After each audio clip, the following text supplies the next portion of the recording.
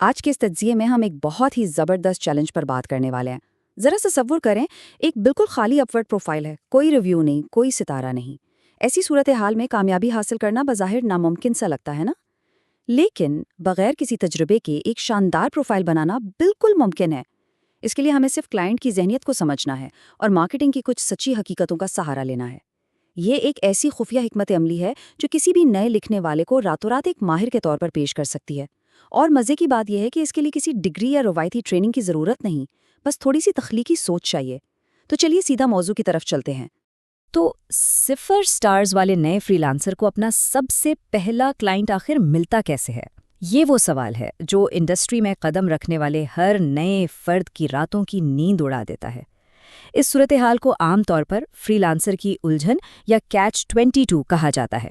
ہوتا کچھ یوں ہے کہ کام شروع کرنے کے لیے ریویوز چاہیے ہوتے ہیں اور ریویوز حاصل کرنے کے لیے کلائنٹس کا ہونا ضروری ہے۔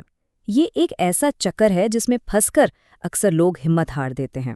بہت سے لوگوں کو لگتا ہے کہ شاید دہائیوں کا تجربہ ہی اس کا واحد حل ہے، لیکن سچ مچ ایسا بالکل نہیں ہے۔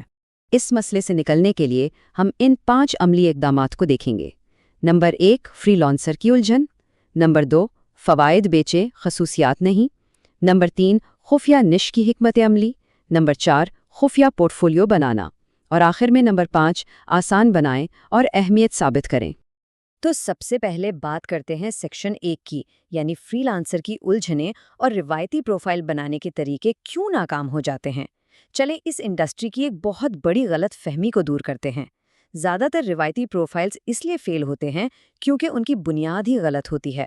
عام طور پر یہ سمجھا جاتا ہے کہ اگر کسی کی گرامر بہت شاندار ہے تو وہ کامیاب ہو جائے گا، لیکن حقیقت میں کلائنٹ کو اس سے کوئی خاص فرق نہیں پڑتا۔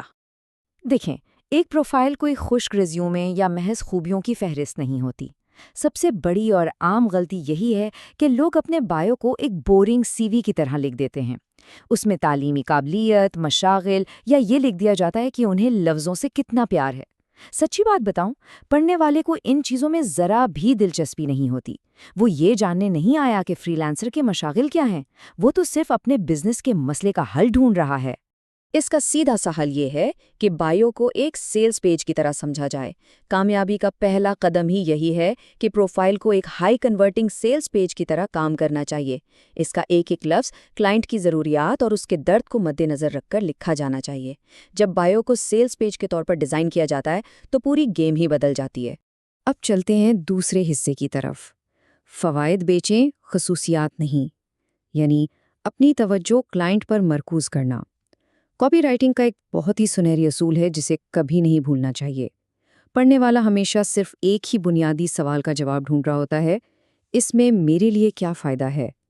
اس لیے اپنی خصوصیات گنوانے کے بجائے ہمیشہ وہ فوائد بتانے چاہیے جو کلائنٹ کو ملنے والے ہیں۔ اس بات کو سمجھنے کے لیے اسکرپٹ میں فرق دیکھیں۔ ایک عام بایو میں لکھا ہوتا ہے، میں ایک کاپی رائٹر ہوں۔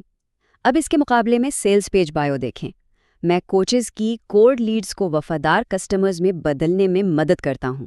کتنا بڑا فرق ہے نا؟ جب توجہ میں سے ہٹا کر کلائنٹ کے فوائد پر کی جاتی ہے تو ہم دراصل کوئی سروس یا ٹاسک نہیں بلکہ ایک نتیجہ بیچ رہے ہوتے ہیں، اور کلائنٹس کو نتیجے ہی چاہیے ہوتے ہیں۔ یہیں سے ہم اپنے تیسرے قدم پر آتے ہیں، خفیہ نش کی حکمت عملی اور عام بھیڑ سے مختلف نظر آنا۔ نئے فری لانسرز کے لیے سب سے بڑی کشش یہ ہوتی ہے کہ وہ ہر کلائنٹ کو ہر طرح کا کام آفر کرنے لگتے ہیں۔ انہیں ڈر ہوتا ہے کہ کوئی بھی پروجیکٹ ہاتھ سے نہ نکل جائے، لیکن مارکیٹنگ کا ایک اٹل اصول ہے کہ جو انسان ہر کسی کو بیچنے کی کوشش کرتا ہے وہ آخرکار کسی کو کچھ نہیں بیچ پاتا۔ بھیڑ سے الگ نظر آنے کے لیے تھوڑی چالاکی درکار ہوتی ہے، اور یہاں انٹری ہوتی ہے سٹارٹر نش کی۔ سٹارٹر نش کا مطلب ہے کوئی ایک مخصوص اور دلچسپ موضوع، جیسے سافٹ ویئر یا بیوٹی، جس کے ذریعے ہم کلائنٹ کی زبان بول سکیں۔ یہ کوئی زندگی بھر کا فیصلہ یا مستقل کیریئر کا انتخاب نہیں ہے، یہ بس ایک ایسا موضوع ہے جس پر کام کرنا اچھا لگتا ہو۔ جب کسی ایک خاص نش کو ٹارگٹ کیا جاتا ہے تو کلائنٹ کو لگتا ہے کہ یہ شخص میری انڈسٹری کو سمجھتا ہے، اور یوں ایک عام سا فری لانسر فوراً ایک ایکسپرٹ بن جاتا ہے۔ تو ابھی تک ہم نے بایو کو سیلز پیج بنا لیا اور ایک سٹارٹر نش بھی چن لی۔ اگلا مرحلہ ایک ایسا شفاف اور اسٹریٹجک پورٹ فولیو بنانا ہے جو کلائنٹ کو اندر کی کہانی دکھا سکے۔ اور سب سے اچھی بات، اس کے لیے کسی مہنگی یا جدید ویب سائٹ کی بالکل ضرورت نہیں۔ سیکشن 4، خفیہ پورٹ فولیو بنانا۔ اس میں ہم دیکھیں گے کہ حکمت عملی ثابت کرنے کے لیے سیمپلز کی ترتیب کیسی ہونی چاہیے۔ ایک زبردست پورٹ فولیو کے لیے ایک مفت گوگل ڈرائیو فولڈر کا استعمال بھی کمال کر سکتا ہے۔ اس کا اصل مقصد صرف تحریر دکھانا نہیں بلکہ یہ ثابت کرنا ہے کہ اس کام کے پیچھے کتنی گہری سوچ موجود تھی۔ فولڈرز کو ترتیب دینے کا انداز بہت اہمیت رکھتا ہے۔ روایتی طریقے میں لوگ اپنے کام کو ٹاسک کی قسم کے حساب سے ترتیب دیتے ہیں، جیسے ای میلز کا فولڈر، بلاگز کا فولڈر، لیکن خفیہ حکمت عملی میں کام کو برانڈ کے نام اور سیلز فنل کے حساب سے رکھا جاتا ہے۔ اس سے کلائنٹ کے ذہن پر کیا اثر پڑتا ہے؟ وہ فوراً سمجھ جاتا ہے کہ یہ شخص صرف ایک ٹاسک پورا کرنے والا لکھاری نہیں بلکہ پورے مارکیٹنگ فنل کا ماسٹر مائنڈ ہے۔ یہ ایک بہت بڑی کامیابی ہے۔ یہاں ایک بہت ہی کمال کا اور انتہائی خفیہ حربہ ہے۔ فولڈر کے سب سے پہلے ڈاکیومنٹ کے نام کے شروع میں ہنسا 0 یعنی 0 لگا دیں۔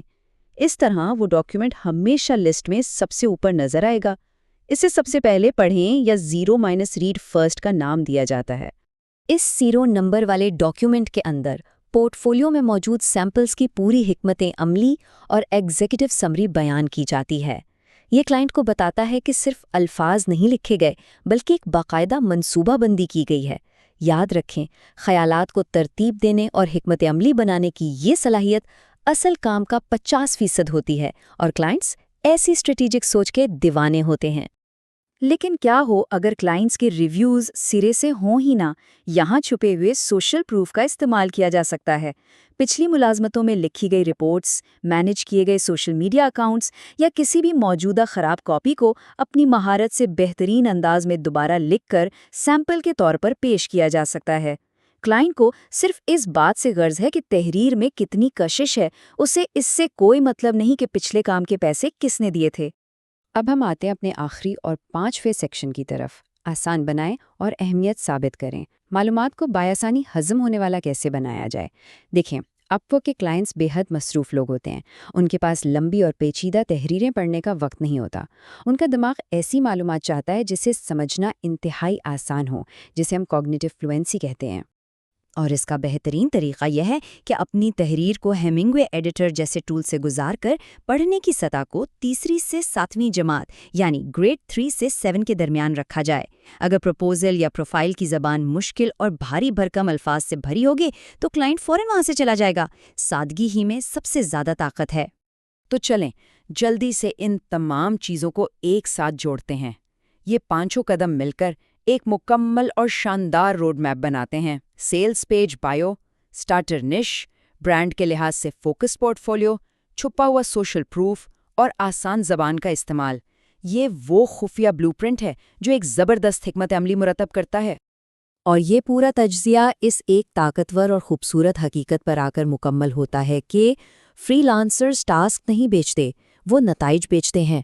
جب ہم تجربے کی کمی کو کلائنٹ کی ہمدردی اور بالکل واضح بات چیت سے پورا کرتے ہیں تو ہم دراصل یہ ثابت کر رہے ہوتے ہیں کہ ہم صرف ٹائپنگ نہیں کر رہے یا ٹاسک پورے نہیں کر رہے، بلکہ ہم اصل میں وہ نتائج فراہم کر رہے ہیں جن کی کلائنٹ کو شدت سے تلاش ہے۔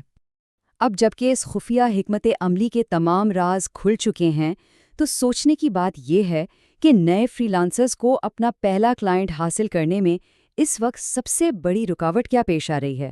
کیا وہ واقعی اپنی پروفائل کو صرف ایک روایتی سی وی کے طور پر دیکھ رہے ہیں یا اسے کلائنٹ کے مسائل حل کرنے کا ایک ذریعہ بنا چکے ہیں؟